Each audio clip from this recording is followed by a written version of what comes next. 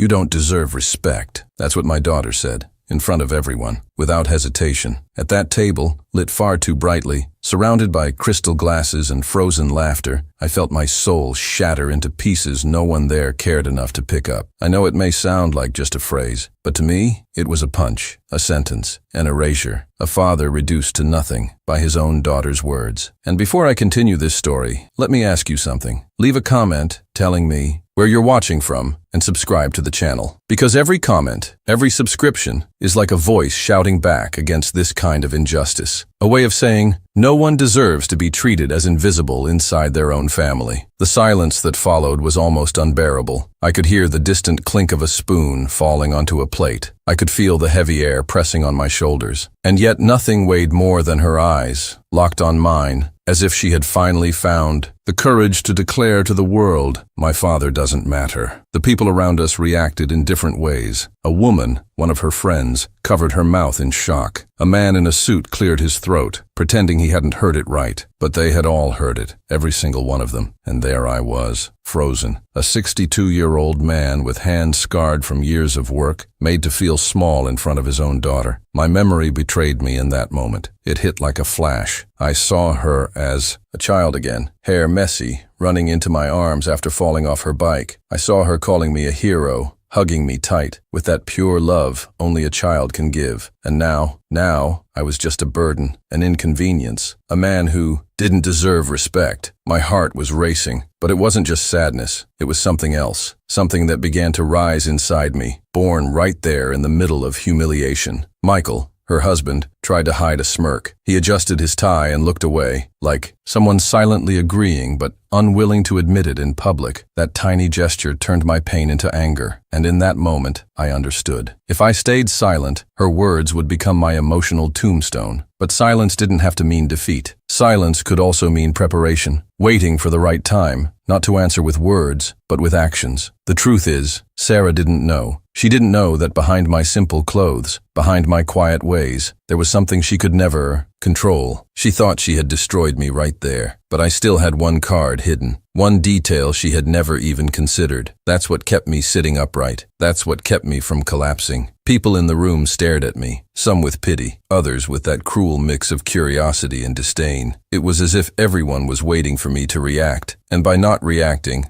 I only looked smaller. But inside me, my silence was camouflage. The silence of a man holding ammunition. The silence of, someone preparing a comeback. I didn't know how yet. I didn't know when. But I knew one thing. I wasn't leaving that night the same way I had walked in. She thought she had stripped me of my last piece of dignity. In truth, she had given me the spark I needed to turn everything around. That phrase didn't just wound me, it awakened me. And what would come after? No one at that table would ever forget. The room around me looked like something from a magazine. The walls were pale, lined with modern art that radiated no warmth at all. The marble floor reflected the golden light of chandeliers hanging above, a glow that felt cold, almost clinical. Fresh flowers sat in crystal vases on the long dining table, white roses, their perfume so strong it was suffocating, like it had been chosen to cover up the absence of something real. The table itself was a display of perfection, a spotless white cloth, plates lined up with surgical precision,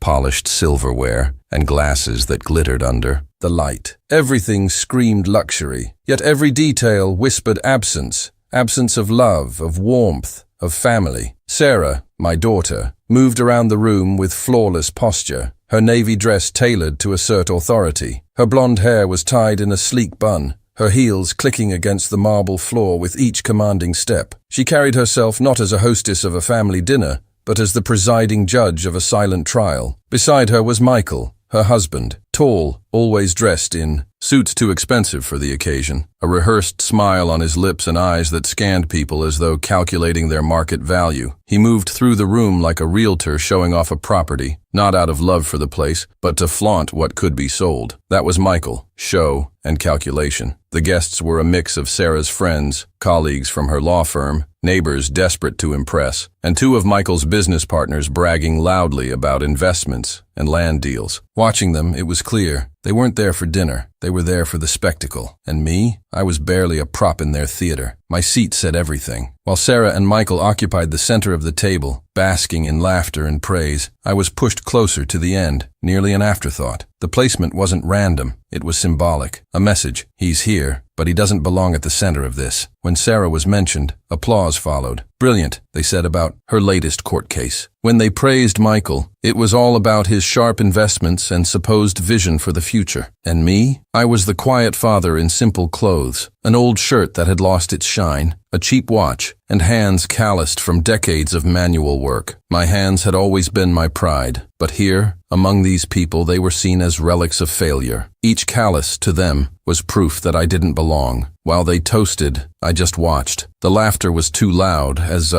if covering a void. Sarah glanced at me now and then, not with affection, but with that impatient patience reserved for something out of place in a perfect picture. The gap between us was everywhere. She, the successful attorney, adored by her circle. Me, a retired carpenter, a man who preferred wood to marble, coffee in a mug to French wine. The contrast was brutal, and the cruelest part, knowing my daughter saw that contrast not as a difference, but as shame. One of Michael's partners, a man, with a booming voice and a dark suit, asked, "Is this your father, Sarah?" She hesitated for a moment, forced a quick smile and said, "Yes, this is David, my father." That pause between David and my father was enough to cut me, as if she had considered introducing me only by name, without the bond at all. I noticed the discomfort in some of the glances. A woman at the other end of the table gave me a timid smile, as if she wanted to offer silent solidarity, but she quickly looked away, maybe afraid of being noticed. Michael, of course, seized the moment to joke. David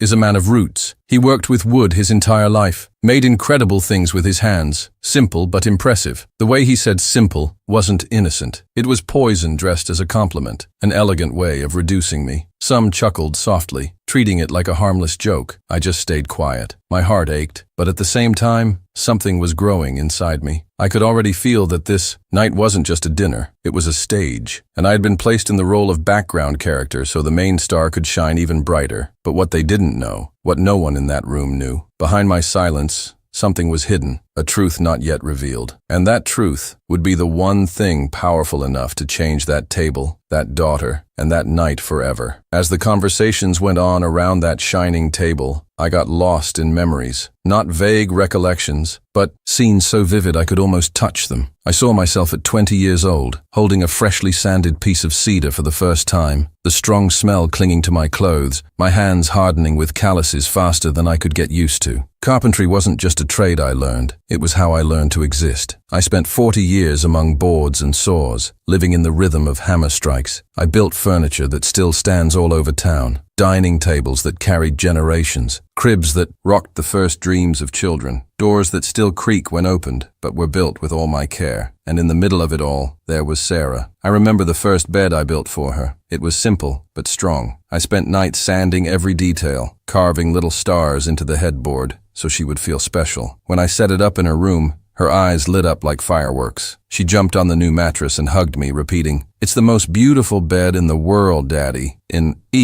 that moment, I needed nothing more than that smile. That was always my real payment, seeing her happy. As time passed, the needs grew. First school, then courses, then law school. I never hesitated. I worked double shifts, stayed up nights. I even sold part of a small plot of land I had inherited from my father to pay her tuition. It was my pride to say that my daughter would have a different future, that she wouldn't need to breathe sawdust like me. When she graduated, I still remember sitting in the audience, my chest pounding. She walked on stage in her black gown and cap, received her diploma, and lifted her chin with pride. I clapped so hard my hands burned. My eyes brimmed with tears, but I didn't care. That day, I thought every sacrifice had been worth it. But as the years went by, something changed. Sarah began moving in different circles, surrounded by people who measured worth only by what could be displayed. Imported cars, vacations abroad, mansions, and me, with my simple clothes and old car. I began to feel more and more out of place. At first I thought it was in my head, until the little things started. She asked me not to wear my work overalls when I came to her college meetings. Then, to keep my comments short at dinners with her law colleagues. Eventually, she stopped inviting me to certain events, claiming I wouldn't feel comfortable. The hardest blow came on her wedding day. I had built the main reception table with my own hands. I spent weeks carving every detail, engraving her initials and Michael's along the edges. When I saw that table lit by candles and covered with flowers, my heart was full. But during her speech, she never said my name. She spoke of her mother, long gone. She spoke of her professors, her friends. But me? Nothing. I smiled in silence, pretending it didn't hurt. From then on, absence became the rule. I was always present, but invisible, always needed, but never valued. And still, I kept helping. When she and Michael bought the house, this very house where we were gathered, guess who guaranteed the loan? Me. I co-signed. I even transferred some of the savings I had scraped together from years of carpentry. At the time, I told them, "Keep the deed in my name until you're stable." They agreed without hesitation, and I kept that deed like a secret. My way of protecting her, my way of making sure, if something went wrong, my daughter would never be left without a home. But over time, that protection became invisibility. No one mentioned it. No one gave me credit, least of all her. What Sarah didn't understand was that everything she had built, directly or indirectly, had roots in my sacrifice. And yet, that night, at that table of luxury, I wasn't the father who had given his life for her. I was nothing more than an inconvenient detail. I looked down at my hands resting on my lap.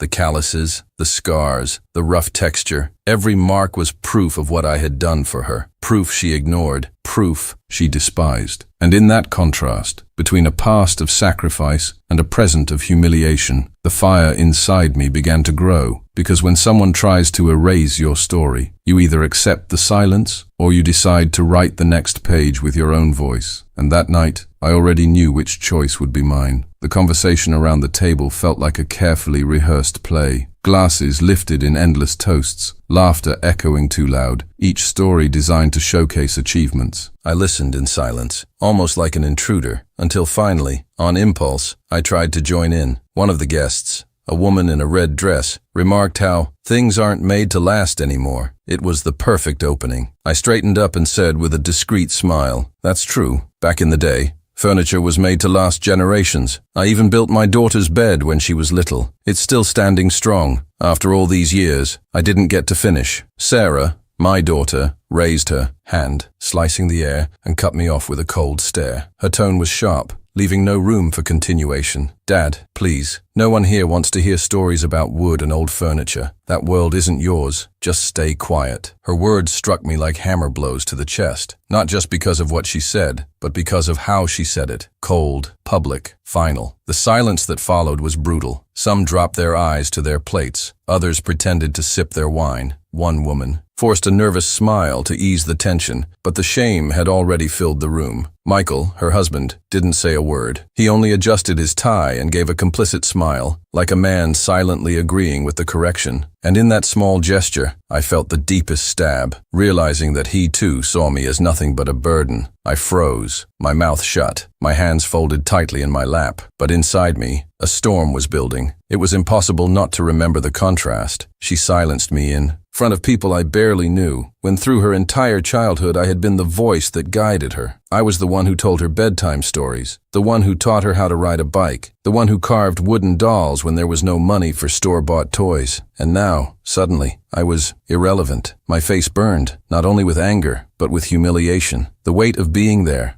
under the judging eyes of strangers, was suffocating. It felt as though each of them had been given permission to see me as less, simply because my own daughter, my daughter, had declared it so. And it wasn't just the words, it was the gestures, the raised hand cutting me off mid-sentence, the tone that allowed no reply, the ease with which she reduced me to nothing. It was a public execution of dignity. Slowly, the guests went back to their conversations, pretending nothing had happened. But the crack was already there. I caught the sidelong glances, the discomfort that lingered in the air. They all knew they had witnessed something wrong, but cowards that they were, they swept it under the linen tablecloth. And me? Yes, I stayed silent. But not a silence of defeat. It was a silence heavy with meaning. The silence of a man holding a truth no one else in that room knew. I looked at Sarah. She was radiant again, laughing, as if she had just won a small battle. She believed my silence was proof she was right, that I was indeed outdated, unworthy of respect. She had no idea. As the evening went on, I felt something shifting inside me. It wasn't only pain, it was a calm, restrained anger, mixed with a secret pride, because in that moment I realized she had no idea what was still to come. She had no clue about what I had been keeping in silence for years, about the carefully folded document, hidden in the leather folder I had brought almost absent-mindedly, but which now seemed to have taken on a new meaning. Yes, I was wounded. Yes, I was humiliated, but I was not defeated. And while she laughed and toasted, never imagining what her cruelty had awakened in me, I could only think of one thing, the right moment, not to answer with words, but with an act that would change everything. That night, in that instant, stopped being just another Sunday dinner. It became a battlefield, and I, invisible to her, had already begun to prepare my counterattack. After that cruel interruption, the dinner went on, at least for them. For me, every minute was a test, a subtle torture, a series of tiny knives that didn't draw blood on the outside but tore me apart on the inside. Sarah reclaimed control of the table as if nothing had happened. She smiled, gestured, boasted about her latest case at the law firm. Each word carried pride. Legitimate, yes, but a pride that left no room for me. It was as if my existence were an inconvenience she had to keep tucked away, far from the spotlight, and that's exactly what she did. A waiter brought in the serving dishes. He served Sarah first, then Michael, then the other guests. When he got to me, Sarah made a point of saying, almost without looking at me, "Leave my father's plate for last. He doesn't mind. He's used to it." Her tone was casual, almost playful, as if it were an inside joke. Some laughed. I didn't. My face burned, and I asked myself, how many times has she spoken about me like this when I wasn't around? I accepted my plate last, but every bite tasted like iron, like bitterness. The conversations rolled on. One guest asked Sarah how she had bought the house. She answered with ease. It was a huge effort on our part. Michael and I worked hard to achieve this. We worked, as if I had never existed in that equation. No mention of the guarantee I had signed, the money I had lent, the security I had provided. Nothing, as if the house had appeared out of nowhere, built solely on their success. Michael jumped in. Yes, this house is a reflection of who we are, determined, victorious. That's what matters. Showing what we can build with our own hands. I looked down at my hands, calloused, scarred, hands that had truly built. But in their story, my hands didn't exist. The little jabs kept coming, each sharper than the last. When a guest complimented the furniture, Sarah quickly said, "I picked it all myself. I wanted modern pieces, none of that old wood that just takes up space." Me, a carpenter for 4 decades, heard that like a slap to the face. She didn't just ignore what I did, she despised it. Later, one of her friends smiled and asked, "And you, David, are you still working? Do you do anything to keep busy?" Before I could answer, Sarah spoke for me. "Oh, he keeps himself busy in the yard fixing little things. Nothing professional, of course, but it's good. Keeps him from getting bored." The way she said nothing professional reduced me to dust. In front of everyone, I stopped being a man with a lifetime of work and became just an old man passing time, playing with carpentry. And it didn't stop there. When one of Michael's business partners commented on the wine and asked if I liked it, Sarah laughed. "My father can barely tell the difference between red wine and grape juice. He's more of a beer in a can kind of guy." The laughter was immediate. I forced a smile. But inside, every word was a thorn pressed deeper into my chest. It was as if she had turned who I was, simple, yes, but dignified, into a caricature. These small humiliations piled up. An invisible wall of bricks stacked on my shoulders. And the worst part? Each jab felt rehearsed, as if she actually enjoyed cutting me down in front of others. Maybe she didn't even notice anymore. Maybe it had become natural to treat me this way. But while they laughed, drank, and toasted, I stayed quiet. The kind of silence many mistake for weakness. But for me, silence was survival. And inside that silence, something was growing. A certainty, a plan, a strength I didn't even know I still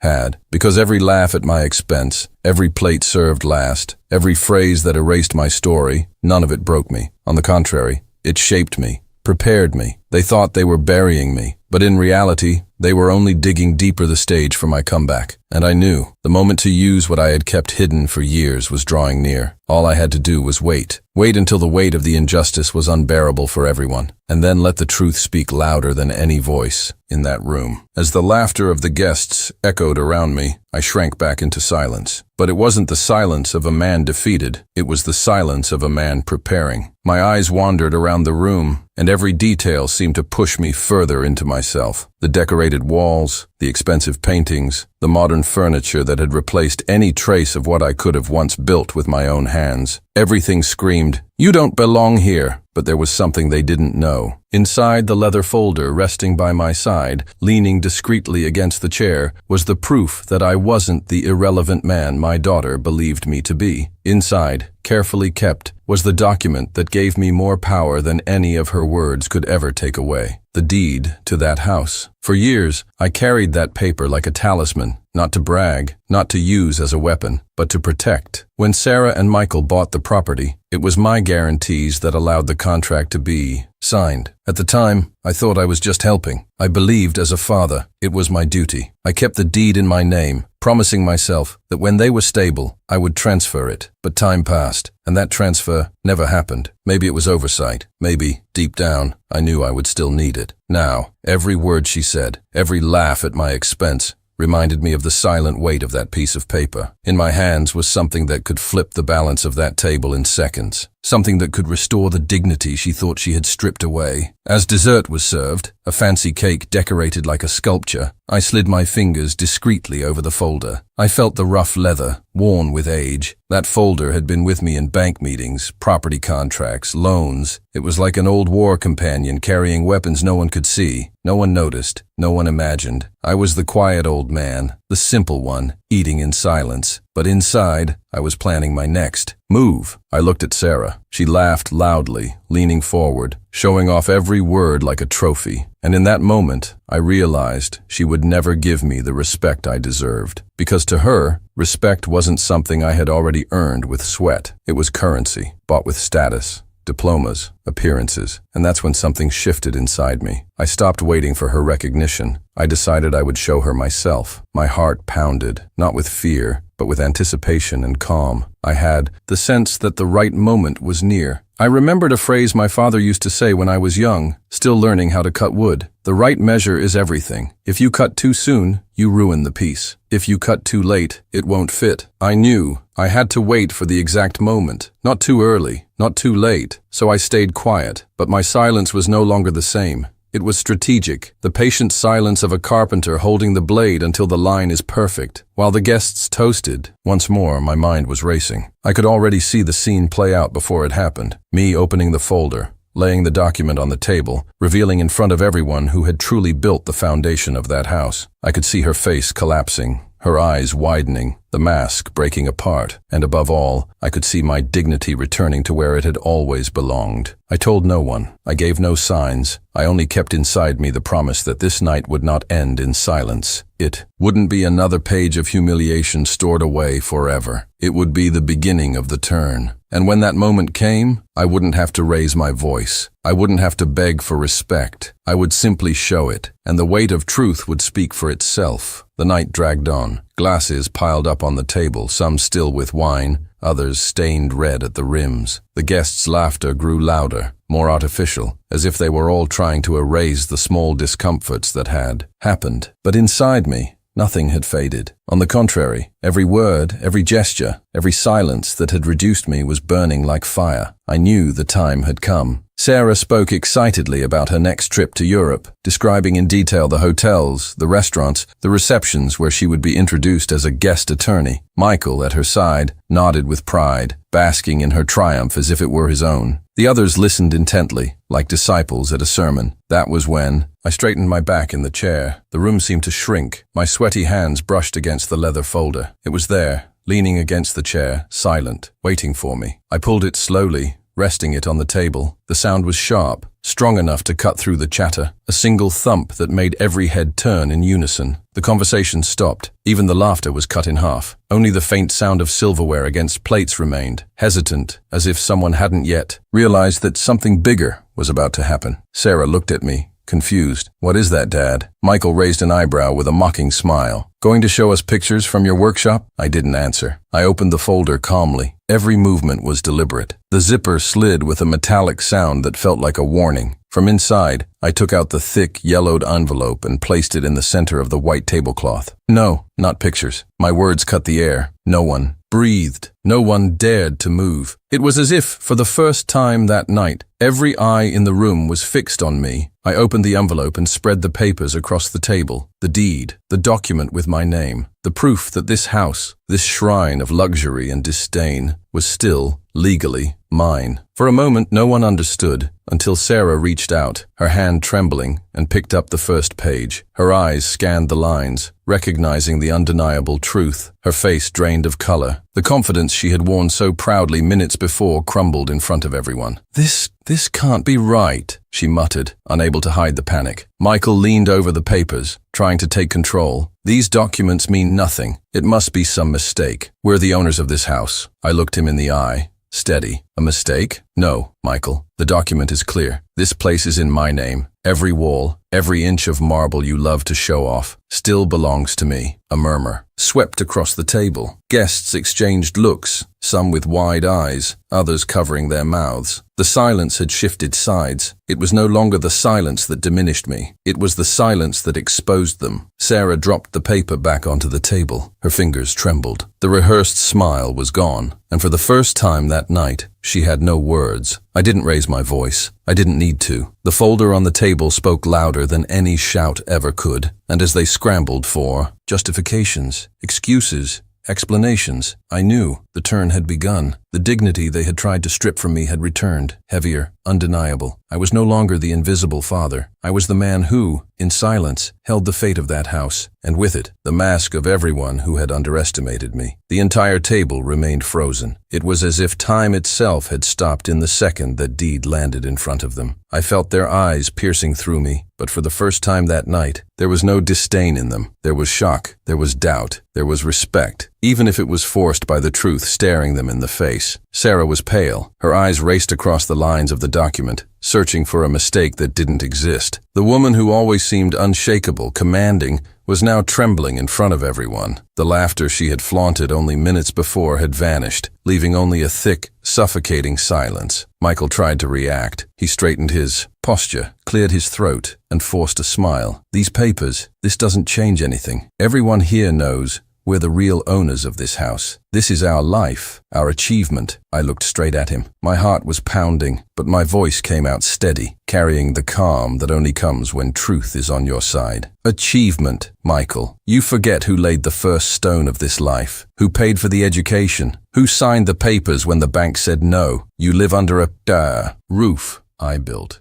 And yet you had the nerve to call me useless." My words echoed through the room like hammer blows. There was no reply, only shifting eyes, uneasy bodies, glasses set down abruptly on the table. Sarah tried to regain herself. She took a deep breath, lifted her chin, and said, in a voice that trembled, though she tried to sound firm, "Dad, this wasn't necessary. It was just a misunderstanding." Misunderstanding. The word cut through me like an insult. It was the same strategy as always. Diminish the gravity. Pretend nothing had happened. But not that night. Not after what I had heard. I stood up slowly, my hands pressing on the table. I looked at my daughter, at the man she had chosen, at every guest who had laughed at my expense. And then, without shouting, without hesitation, I released the words I had carried locked inside me for years. "You said I didn't deserve respect. Well, now you're going to learn. Respect isn't begged for. Respect is imposed." A heavy silence fell over the room. But this time, it wasn't the silence of humiliation. It was the silence of truth, the weight of a verdict settling over every face at that table. I saw one guest clutch her chest in shock. Another man whispered, "My God." Sarah stepped back, as if my words had struck harder than any slap. Michael looked away, unable to hold my gaze. I remained standing, breathing deeply, certain that nothing, absolutely nothing, would ever be the same again. After I spoke those words, the very air of the room shifted. Every molecule felt heavier. The silence was no longer against me. It was against them. Sarah was frozen, clutching the paper as if it burned in her hands. Her eyes darted around nervously, seeking help from someone, anyone, but no one would meet her gaze. Some looked down at their plates. Others fidgeted just to break the discomfort. She, the attorney who had silenced so many opponents in packed courtrooms, now had no argument. Michael tried one last time to fight back. He straightened again, forced a wide smile, and spoke loudly, as if volume could bring him control. This doesn't mean anything. This house is our life. The name on a paper doesn't matter. Everyone here knows it's the result of our effort. I didn't need to raise my voice. I simply pushed the document back to the center of the table, making it clear there was no debate. You can decorate it, remodel it, flaunt it, but never forget. None of this would exist without what I gave. You laughed at me, diminished me. But if this house stands, it's because I built the ground you walk on. Michael's eyes faltered. His rigid posture cracked for a moment. He knew I was right, and worse, everyone else knew it too. Sarah tried to speak, but her voice broke. Dad, She didn't finish. The words wouldn't come, as if her throat had gone dry. And for the first time, I felt she was tasting the shame I had swallowed for years. I looked around. No one was laughing anymore. Those same people who had seen me as an old man without importance now stared at me in silence, acknowledging the turn. The social proof she had always craved. Now, it was against her. I breathed deeply. The truth was out, but I knew I had to go further. It wasn't enough just to show power. I had to prove that respect is not a currency to be traded. So, with calm resolve, I announced, I could leave this house to you, but tonight, I've decided otherwise. This deed will be transferred to a local institution. It will become a shelter for families in need, people who, unlike you, understand the value of having a roof. A murmur swept across the table. Someone whispered, "Wow." Another gasped, "He donated the house." Sarah looked shattered, her eyes filled with tears, not of emotion, but of dread. Michael held his head in disbelief, as if watching his castle crumble in seconds. I stood up slowly. With every step, I felt the weight of years of silence fall off my shoulders. I left no room for discussion. I asked no permission. I simply walked out, and the sound of my footsteps on the marble floor rang louder than any word spoken that night. When the door closed behind me, the cold night air hit my face. It was nothing like the suffocating air inside. There were no fake laughs, no judgmental stares, only silence. A silence that, this time, wasn't heavy. It was light. It was freedom. I walked through the garden lit by the soft lights of the facade. Each step echoed like an intimate victory, as if the very ground that once made me feel small was now the stage for my reclaimed dignity. For so many years, I had wondered if I would ever have the strength to stand tall. That night, I learned it wasn't about strength. It was about choice. I no longer needed Sarah's forced respect. I no longer needed Michael's approval. I didn't need applause or titles. All I needed was to know that my story would not be erased. And by giving that house away, I didn't just take away their chance to keep diminishing me. I turned humiliation into legacy. As I reached the gate, I thought of my father, of how he used to say dignity is not asked for, not negotiated, it is imposed. That night, I finally understood the true weight of those words. I don't know if Sarah will ever understand. Maybe she'll spend years trying to explain it to others. Maybe she'll hate me. Maybe she'll blame me. But that no longer matters, because the respect she refused to give me, I claimed it with my own hands, not just for myself, but for everyone who needs a home, a chance to begin again. And that, no silence will ever erase. Today, when I close my eyes and think back to that night, I no longer feel pain. I feel relief. I feel pride, because I realize the greatest respect doesn't come from applause or praise. It comes from the courage to never let anyone erase your story. And that's what I want to leave with you, listening right now. Never settle for less than your dignity. Don't let the arrogance of those who forgot their own roots define your worth. If you must, stay silent at first, but only to gather strength. And when the time comes, show who you are, not with words, but with actions no one can deny. And now I want to hear from you. Has your own family ever disrespected you? Have they ever tried to make you believe you had no value? Share it in the comments, because your voice matters. And don't forget to subscribe to the channel. Every time you comment, every time you take part, together, we prove one thing: dignity is never begged for, dignity is earned.